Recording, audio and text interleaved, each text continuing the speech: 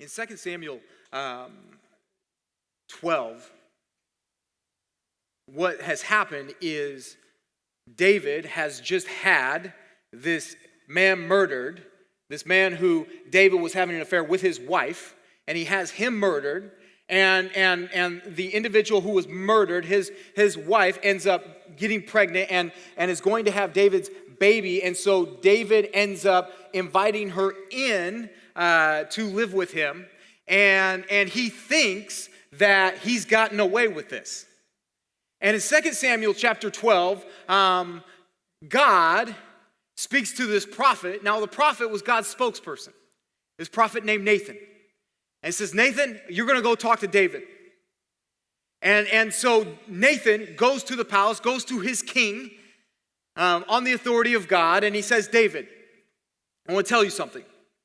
There's this rich man, and he has all this livestock. He's got all these sheep and these herds. And he lives in the city, and there's another guy, a poor guy, and David, he had one sheep that he bought, he purchased, he raised this sheep. This sheep was a part of his family. This sheep ate the food from their table, drank what they drank, and slept with them, and was like a daughter to this man. And David, one day, this traveler comes to this city to visit the rich man, and the rich man decides he doesn't want to use any of his sheep or his livestock, so he actually takes the sheep from this poor man and uses that to feed this traveler, this friend of his. And as Nathan is telling this story to David, David starts freaking out. He gets worked up, and he goes, who is this man? This man deserves death. And it needs to be returned fourfold to this poor man for what he's lost. And Nathan looks at David, his king, and he says, you're that man. And I think today we're talking about judging others while neglecting or negating our own brokenness and really living out this double standard life. And you think how like prevalent that is in our culture and how easily that happens in our lives. When you think about people's relationships, we are so quick to look and analyze and judge and condemn either people's friendships, their relationships, their dating relationships, or even we talk about their marriage. And we will look at these relationships and we will be so caught up in judging, condemning, looking at them, thinking about, oh, I know their motives, I know what's going on there. And we are totally like, our relationships are like destructing, like they're blowing up as we're judging someone else. And that happens so easily. I think when people, they look at other people's marriages and they're so quick to either criticize or assume, make assumptions about why they are the way they are, or why they said that, or why they act that way, or I can't believe they were saying this about those people. And literally our marriage is like on the rocks. We do that in so many ways. We do that in parenting, like all the time. In parenting, we will look at other parents and we will condemn them. I can't believe they would do that. I can't believe they talk that way to their kids. I can't believe they discipline that way or they allow this to happen. And anyone who's a parent knows, oh man, you go down that road and you start judging that, and all of a sudden your kids remind you very quickly of your own personal failures. And it happens. You think of social media and how quickly we will look and we will judge and we will condemn. And we will go, oh, I know what they're really trying to say with that image. And we will judge that. We will condemn that when in reality we may be doing the same thing, or maybe not doing it, but thinking it. I think within churches, you look at what happens within the church. And the condemning and the judging and looking at other people and making assumptions by how they dress, how they sing, how they what kind of version their Bible is. I can't believe you would read out of that Bible. Like and I'm being dead honest. We will look, we will criticize, we will judge, we will condemn, whether it's worship, teaching, whether it's how they serve, they don't serve, they should serve, I don't know why they don't, and we will condemn and we'll judge and we'll assume we know why they do what they are, like we know their whole story. And we will judge and condemn when in reality there's a lot of messiness in our own lives. There's a lot of unknowns in our own lives. And it happens so quickly. I remember early on when I just became a pastor, I was so zealous on I'm going to show you what's right and wrong. And I'm going to call out what's wrong because now I'm a pastor. And so you need to know you're wrong. And you're wrong. No. And I remember that. And then, God humbles you. And then all of a sudden it creeps back up. Then you get married. Then you get humbled. You get humbled. I mean, you can be so right and so wrong. And you will get humbled in marriage. And then you start thinking certain things again. You start condemning people with their marriage and this or that. And then all of a sudden you have kids. And you just get humbled. Because you know exactly how they're supposed to behave if you do this. And then they don't. And we get humbled by that. And then it seems like it pops back up. It creeps back up into our lives, this self-righteousness, this condemnation, this judging other people. And we need to continually just be brought back because, man, it pops up in our lives so quickly. I mean, sometimes it's just a look. I mean, literally, I know people who have not gone to a church in years because someone looked at them a certain way. And for some of us, it's deliberate. For some of us, it's honestly, it's a noise. It's we were outside and we had a little fire pit, my wife and I, and it was night, we were enjoying the time outside, and our neighbor's dog just would not stop barking. I mean, it was like it was in our yard, in our face, just barking. And we were so annoyed, and I was judging our neighbors so hard in that moment. And it was so funny because our other neighbor, all of a sudden, their window was open, and he just lets out a, "Come on!" And it was just a noise. And for some of us, it's gossip. For some of us, we're talking. And we're condemning people, and we're telling other people how they should condemn other people, how they should think about other people. Oh, these are their motives. You need to know this. For some of us, it's an email. That's so easy. For some of us, it's a post on social media. And it may not be people may not know, oh, we're actually trying to get so-and-so, but it's generic. But we're condemning, and it happens so quickly. In a split second, we make ourselves right and someone else wrong while not seeing the wrong in us. Pronouncing judgment on people's motives.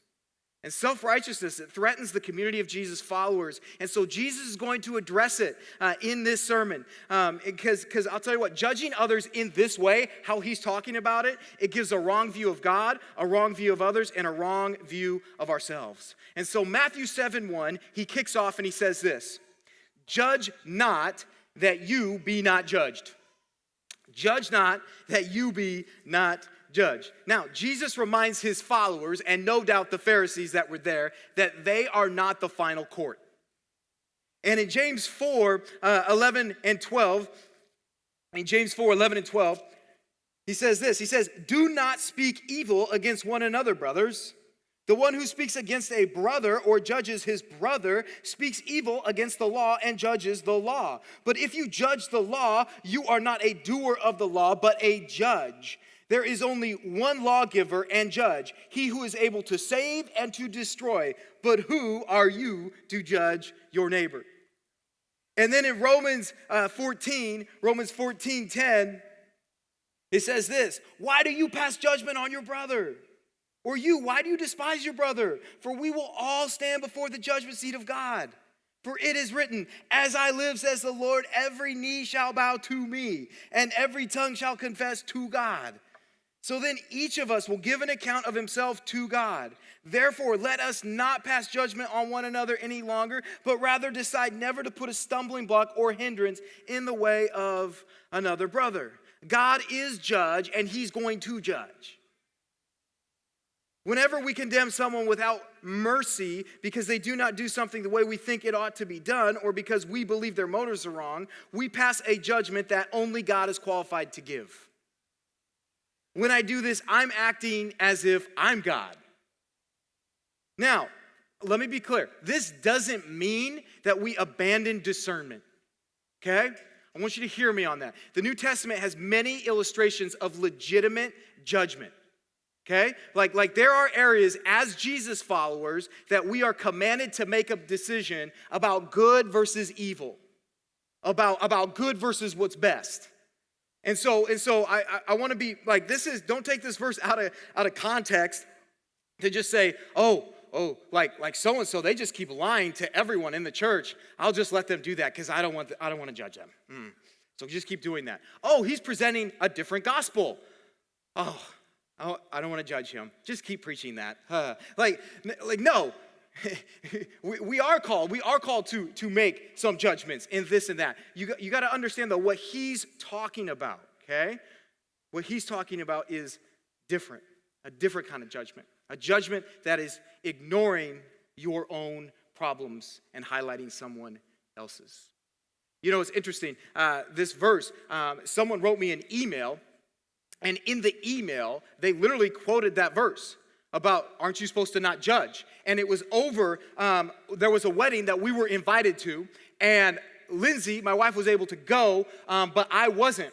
And I get this email from someone, and they literally quote that verse to me and then say, aren't you supposed to not judge? And they were literally saying that I was trying to make a statement by not going to the wedding. So they were using a do not judge verse to judge me. Now, there are times, I don't show Lindsay my emails usually ever, but that was one time I go, honey, what do I do with this? Like, I don't even know what to say. and I remember, I was like, well, I'm gonna talk to him. And I remember listen, they had no idea my calendar, my motives, my money, my ability to go or not go. And I remember having the conversation with them, like, do you honestly think I'm that way? And then I told them, listen, if there is something that someone is doing, and they're saying, I follow Jesus, and it's in opposition to that, I'm also not going to be like, yay. No, I am going to be real about it. I mean, I'm around college students, if they're out, doing self-destructive things all weekend, I don't walk up to them and be like, I don't want to judge you. No. I'm like, what are you doing? Don't do that. You're hurting yourself. And so, yes, don't take this verse out of context for what it's talking about. And then in Matthew 7, verse 2, he keeps going and it says, for with the judgment you pronounce, you will be judged. And with the measure you use, it will be measured to you. Most people feel free to judge others like this because they think they're somehow superior to others. Jesus says you will be judged with the same type of judgment that you judge others with. When we take the role of final judge, we imply that we are qualified to judge, that we know and understand all the facts, the circumstances, and the motives. To be gossipy or critical and judgmental is to live under the false illusion that those whom we judge are somehow inferior to us. And Jesus says, that's going to come back. I remember I was in Australia to play basketball, and I wanted one thing when I went there. I remember, and I don't know why, but it was a boomerang. So I wanted to get a real boomerang from Australia, and I remember I bought it. And I don't know if you've ever thrown a boomerang, but one of the cool things about boomerang, when you learn how to throw it, is you throw it, and then it goes in this massive circle, and then it comes right back at you. Jesus says that is boomerang judgment. It's going to come right back at you. And so be careful. When you're going to judge like this, just know that I, as the judge, am going to hold you accountable to that same standard. In Romans 2, 1 through 2, he says this. Therefore you have no excuse, O man, every one of you who judges, for in passing judgment on another, you condemn yourself, because you, the judge, practice the very same things. We know that the judgment of God rightly falls on those who practice such things. The critic who is blind to his or her own failings is living in a make-believe world where they're exempt from standards to which others are expected to conform. And I want you to think about it, like in our society as a whole right now, in the political climate, which is at such peace. When you think about what's happening, what are the sides accusing each other of? They're accusing each other of a double standard. That's a double standard. Well, that's a double standard. You're living, that's a double standard statement. That's a double standard way that you're looking at this. And we're big on that, and we're making these accusations, and it's sad because that is happening in the church. We cannot be okay with that. We can't be okay with that. And Jesus uses many parables to communicate you're going to reap what you sow. Or as I like to say, his return policy. Like in Mark 4:24, Luke 6:38, he talks about that in relation to giving, like how your generosity, he's going to repay you in the same way that you have given. And in Matthew 7:3-5, he says this, why do you see the speck that is in your brother's eye, but do not notice the log that is in your own eye? Or how can you say to your brother, let me take the speck out of your eye when there is the log in your own eye? You hypocrite. First, take the log out of your own eye, and then you will see clearly to take the speck out of your brother's eye. He uses this humorous hyperbole here, and he says something similar to the Pharisees in Matthew 23. In Matthew 23:24, he's addressing the Pharisees, and he says, you blind guides, straining out a gnat and swallowing a camel. So he gets worked up over this stuff. And so what is his point? Well, a speck, it was a small stalk or twig or possibly a splinter, right? That's in someone's eye. And obviously a log or a plank in maybe one of your versions is a lot bigger, right?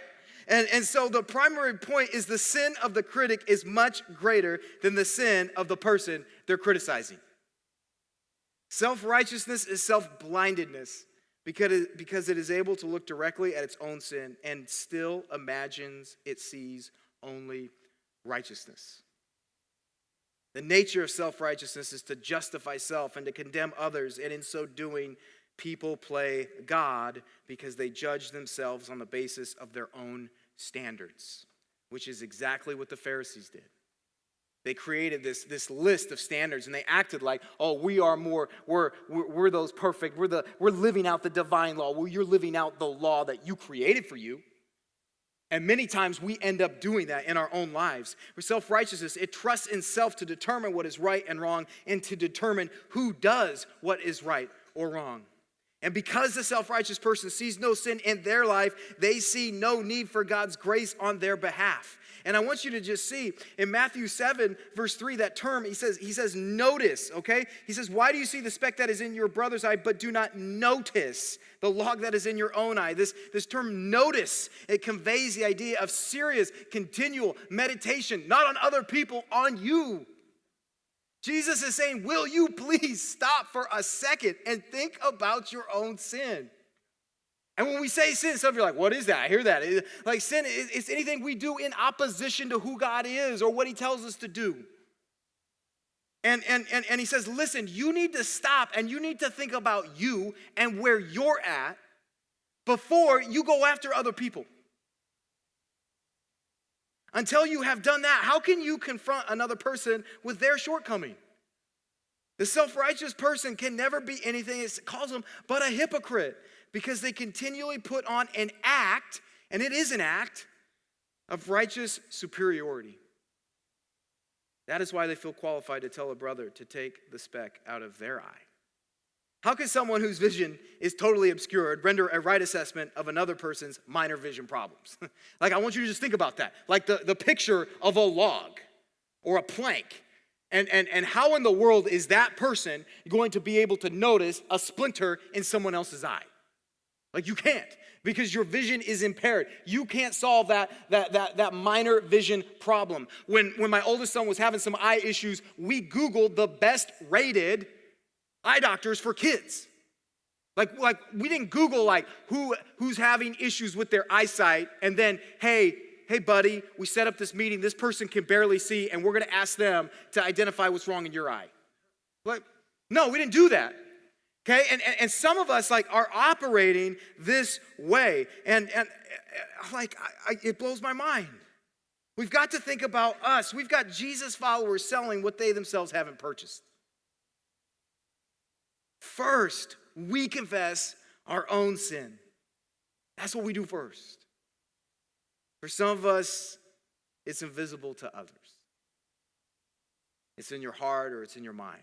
Like there's some of us right now that go, well, my actions are really good. And I'm like this. Well, listen, we're not talking about that right now, maybe. Maybe for you, we're talking about what's going on in your heart.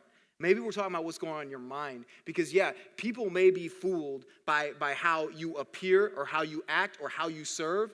But I'll tell you what, God, who's the only one that matters, sees what's actually going on in here when you are looking at other people in the way that you are. When the stuff in your heart is very far from how you appear to be worshiping him. And so I think we need to think about that because like David thought, I've got them fooled. Like I'm good. I fixed this. And she's with me now. She's my wife. Like we're good. God sees this stuff. And for some of us, we've been doing something for so long. You can do something for so long that honestly, you don't even recognize that it's wrong anymore. There are some of us that have been caught up in this, in whatever it is, this thing, and it has so taken a hold of your life that it is now just a part of you. And whenever someone talks about something that's like, you need to change your life or you need to address this, you don't even acknowledge its existence because you've been doing it so long, you don't even realize it's there anymore. It's normal. I mean, for some of us, we don't know what it's like not to gossip, condemnation, and judgment. Because it's just a part of us. Some of us don't know what it's like to not look at other people like that, to actually think about where am I at before we do that, because we've been doing it for so long. And we have to come back to that place. When our own sin is cleansed and the log is taken out of our eye, then we will see our brothers and sisters sin and clearly be able to help them. To help them. That's where this comes from. When you think of God's type of judgment, when you think about what he writes about, Matthew 18 and Galatians 6, 1-5, and talks about like confronting someone or going to someone with it's not the hopes of like proving that they're wrong and throwing your agenda down their throat. No, our hope is restoration. Our hope is healing. Our hope is change. And I don't know, I feel like there's a lot of times there's things thrown out there about people, and it does not reflect that. And I feel like there's people in this room right now that are wounded because of things thrown out about them when nobody even knew their story. And guys, I'm guilty of this. I'm guilty. I'll walk around, I'll look at people, I'll idealize what I think this should look like within a church or how people should operate or how they should respond. And I'll make judgment calls. I'll look at an image on social media and see a post and look at my wife and go, hey, I wonder what's wrong with their marriage. Like I'll do things like that because in my flesh, in my humanity, this stuff continues to fight against God, and I have to continually deal with me first. Because if I don't continue to deal with me, if I don't continue to read this for me, then I find myself very easily focused and fixated on everybody else who's not doing what I think they should be doing or how they should be doing it. If I want to help them, I want to see them clearly. And for me to see other people clearly, if you really care about helping someone else, a friend, a marriage, a situation, a kid, you've got to first see you clearly. Because once you see you clearly, you're going to help them way more than ignoring your own issues. And Jesus told Peter in Luke 22:32, he's literally saying like, you're going to stumble. I'm praying against it, but you're going to stumble. But when you return to me, then you help other people. He says, you deal with you first. And then you help out your brothers and sisters. Deal with your issues first. And we have to build disciplines into our lives that force us to confront that log. Like we have to do things. We have to place ourselves in situations. We have to surround ourselves with individuals that will help us to keep the log out of our eye. Like, I think one of the things when you talk about self-righteousness and how it manifests itself and how it takes a hold in a church in different pockets is we tend to surround ourselves with people that will reinforce our thoughts. Like what happens is I know that they agree with me. So these are the people, and they actually will reinforce your self-righteousness.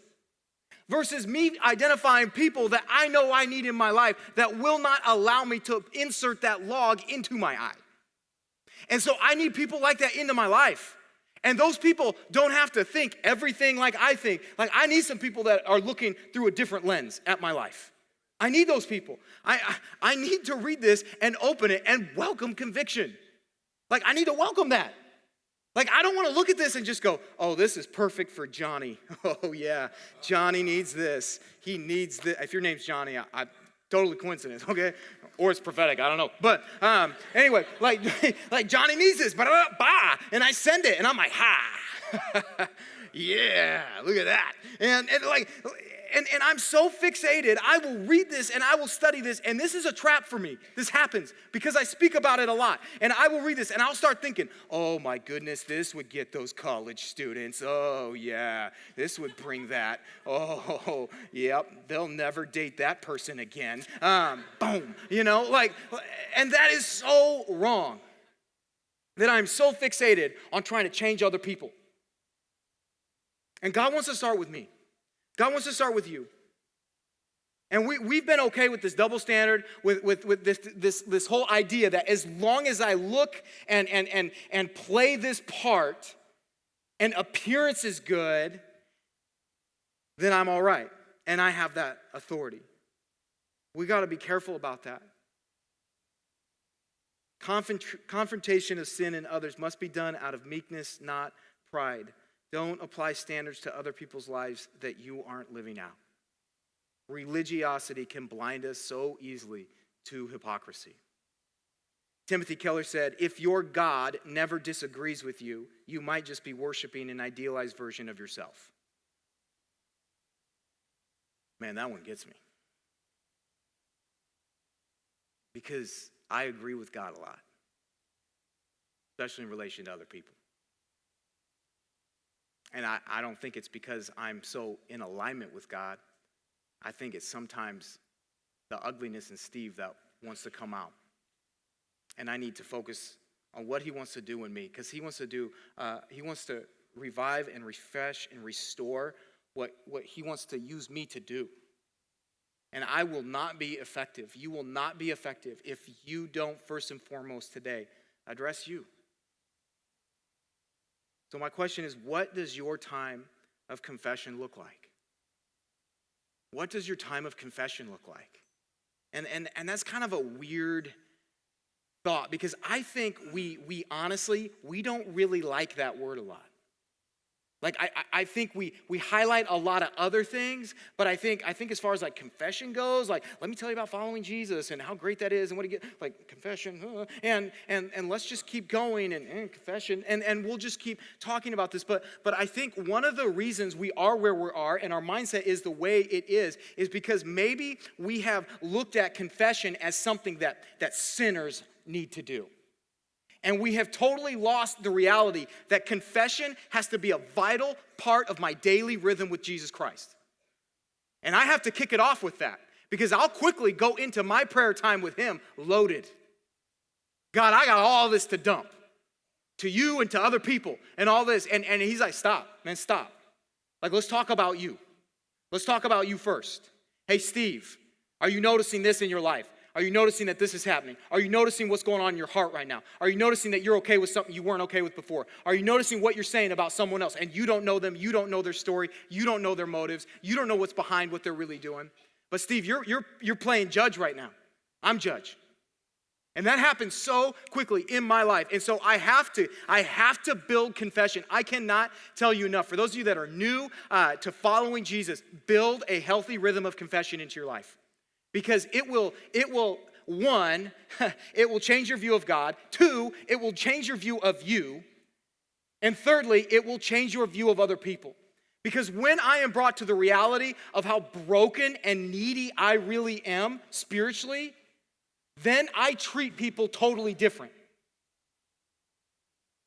But I will typically go into my time with God and kind of like, sorry, God, I said that. Whoop. And then, like, God, we need, and I need to, like, focus on that. I need to allow him to reveal, to expose, just like his word is designed to do. What a gift this is to us. To you. What does your time of confession look like? Because I'll tell you what, I feel like most of the time, my most honest and real and vulnerable time of confession is when I've done something very wrong. When morally I have failed. When I have done something significantly evil.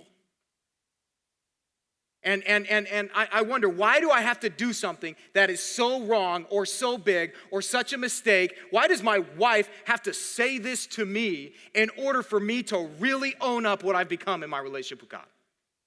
Why does someone have to say this to me? Or why does this incident have to keep happening in order for me to have that real, true, and authentic confession time with God? Like, I don't want that. Like, I want to kick off my relationship with him and say, God, let's just deal with it.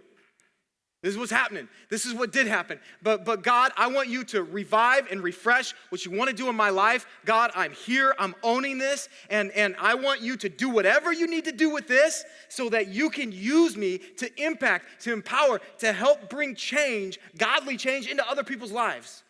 I know my purpose is to introduce and inspire people into a passionate pursuit of Jesus Christ. And if I don't address me first, I miss.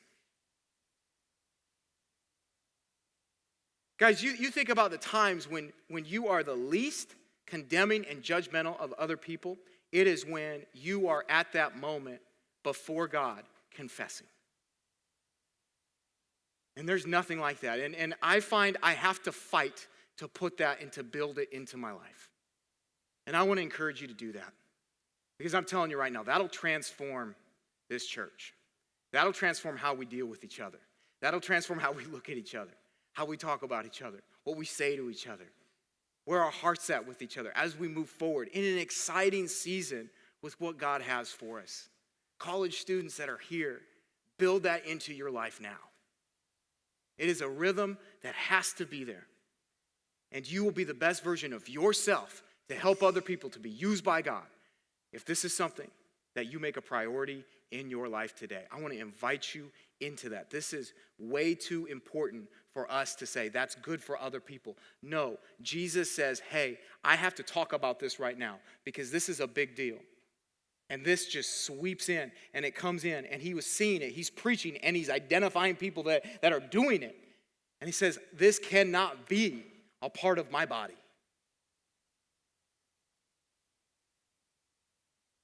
What does my confession time look like with God? Care about Jesus more than other people.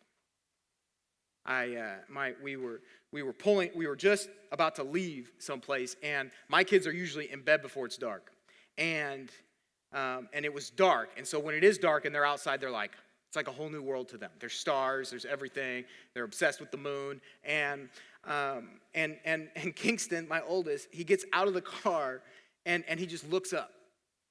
And he literally shouts, Jesus, come back. And I get out and I go, yeah, let's do this. Like, and man, every time I make this about so many other things and about other people, my son humbles me and brings me back to Jesus, come back. Like, just come back. That's what this is about. You're going to come back. You're going to change everything. You're going to come back for me. He's going to come back for you. And for some of you that have felt condemned, judged, or discarded by the church, I'm sorry. Jesus is coming back for you. He's coming back, and here is an opportunity to receive his forgiveness, his grace, his hope. And listen, I don't know what people have said, how they treated you, how they looked at you, but I'm telling you this. I know how Jesus sees you right now, and he's willing to meet you right where you're at. But you have to make a choice. And for those of us right now that maybe we're feeling convicted, maybe we're like, man, there's a lot of ugliness there. Man, I just realized there's a lot of self-righteousness that's bubbling out of me in my life. And man, it's been a part of my life maybe for years. And I need to deal with this. Like, guess what? Jesus meets you right where you're at. And he's coming back. Let's let that inspire us to move forward. Don't let this just be another, oh, I talked about judging. Today. Don't miss out. Let's pray.